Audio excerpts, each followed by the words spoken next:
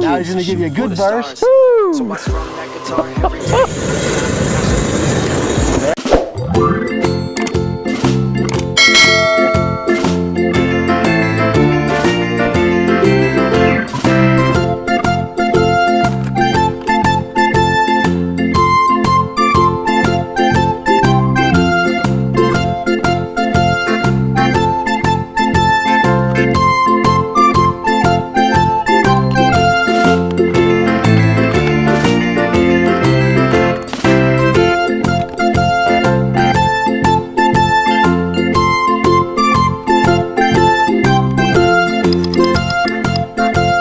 I swear it's gonna get better real soon. Don't let anyone tell you what you should do.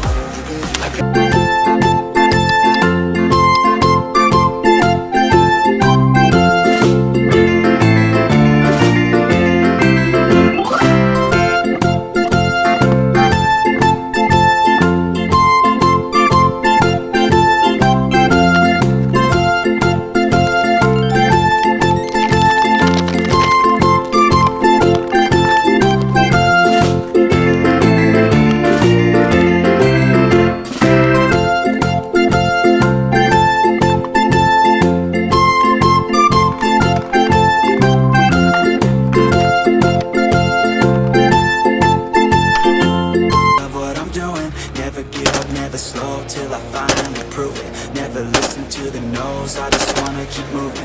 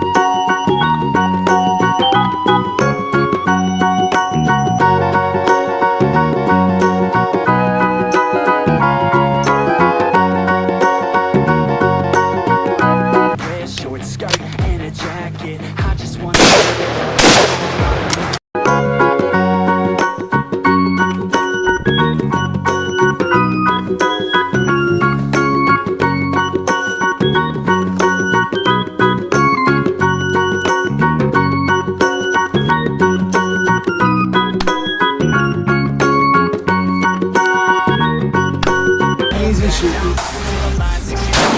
Right in the corner. Gas off in the front.